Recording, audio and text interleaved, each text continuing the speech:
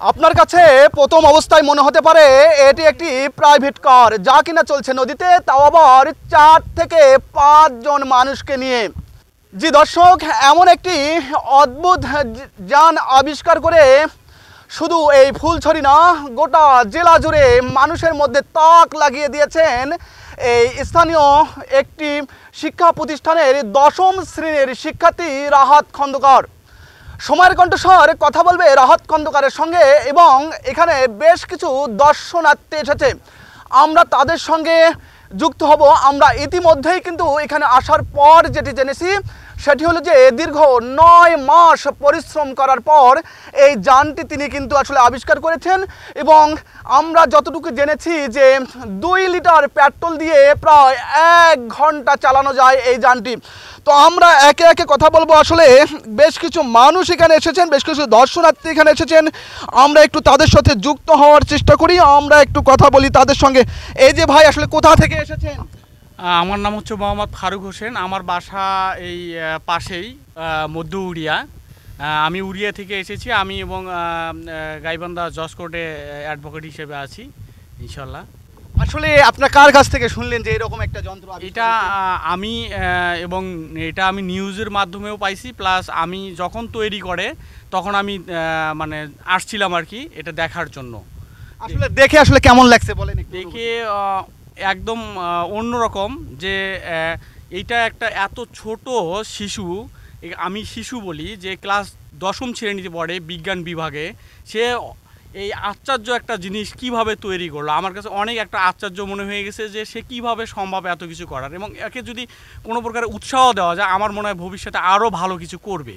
আমরা একজন দর্শনার্থীর সঙ্গে কথা বললাম, তিনিও যেমনটি বললেন যে আসলে তিনি অবাক লেগেছেন যে স্থানীয় একটি শিক্ষা প্রতিষ্ঠানে 10ম শ্রেণীর একজন শিক্ষার্থী আসলে কিভাবে এই যানটি তৈরি করে। আমরা আরও একজন এই এলাকার মানুষই আসলে এখানে উপস্থিত রয়েছেন, কথা বলবো যে আসলে কেমন লাগছে। আসলে অনেক ভালো লাগছে এই গাড়িটা দেখে, আমি খুবই আনন্দিত। কখনো এই গাড়িতে উঠিনি, এই আমার লাইফের প্রথম এই গাড়ি দেখলাম এবং উঠলাম। আমি কখনো ভাবিনি যে বাস্তবে যে এই গাড়িতে উঠতে পারবো। সবসময় শুধু বাইরে দেশে দেখছি, ফোনের মাধ্যমে, বাস্তবে দেখিনি। আজ মানে বাস্তবে দেখার পরে আমার ভিতরে যে ফিলিংসটা সেটা বলে বোঝাতে পারবো না যে এই ফিলিংসটা কীরকম। আমরা একে একে এই এলাকার মানুষজনের সঙ্গে কথা বলছি, তারাও আসলে যেমনটি বলছেন যে তাদের কাছে আসলে অবাক লেগেছে যে মাত্র 9 মাসে এই যানটি তৈরি করেছে, যেটিতে কিনা আমরা চিত্রে আপনাদেরকে কিন্তু দেখাইছি যে 4 থেকে 5 জন মানুষকে নিয়ে, যেটি কিনা এই যে নদীটি আপনারা দেখছেন যে একেবারে এই নদীর বুক চিরে যে যানটি আসলে চলাফেরা করছে। আমরা একটু কথা বলার চেষ্টা করি এই যানটির যিনি আসলে আবিষ্কারক তার সঙ্গে, রাহাত খন্দকার। আসলে এই যে কোথায় থেকে আপনার মাথায় আসলো যে এই যানটি আসলে তৈরির? তো আমি প্রথমে একদিন সোশ্যাল মিডিয়ায় দেখি যে এই ধরনের একটা গাড়ির মতো আর কি, ওটা মানে বাইরের দেশের পানিতে চলতেছে। তো আমি হঠাৎ ভাবলাম যে আমাদের বাংলাদেশ থেকে মানুষ যদি ওইখানে যায় তাহলে আমাদের বাংলাদেশের মানুষের অনেক খরচ হবে, যেহেতু আমাদের বাঙালি, আমাদের একটু অর্থনৈতিক সমস্যা আমাদের সবারই। তো আমি এই ধরনের আনন্দ যাতে মানুষকে বাংলাদেশে অল্প খরচেই তারা পেতে পারে, তার জন্য আমি এটা তৈরি করেছি। এটা হচ্ছে আমি দীর্ঘ 9 মাস সময় নিয়ে পড়াশোনার পাশাপাশি আমি এটা তৈরি করেছি।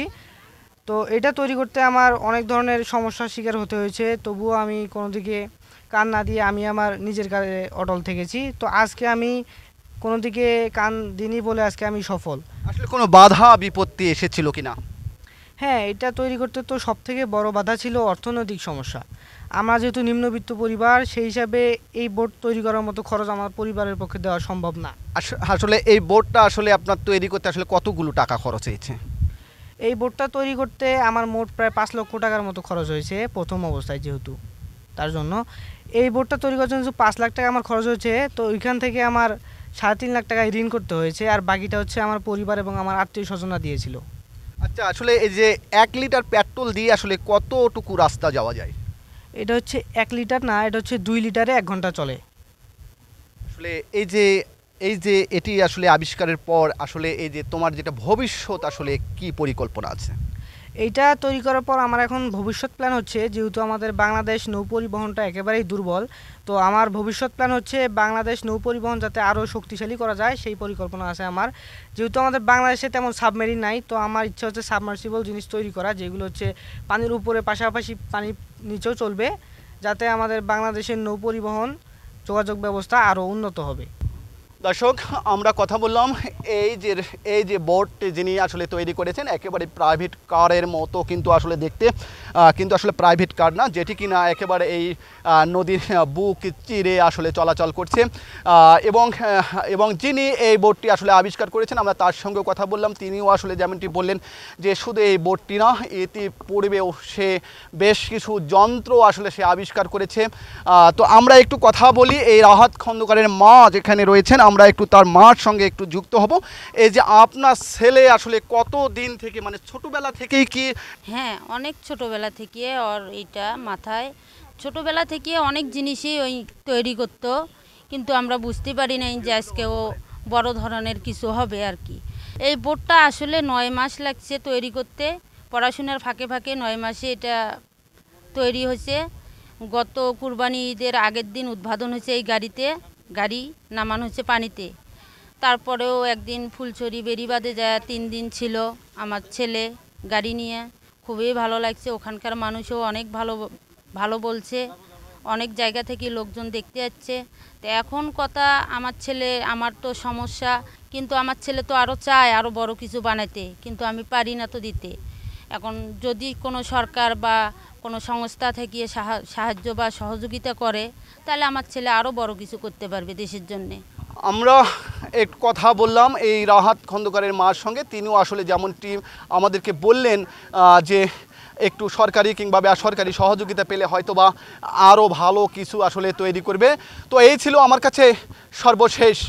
গাইবান্ধার রতনপুর গ্রাম থেকে রবিউল ইসলাম, সময়ের কণ্ঠস্বর।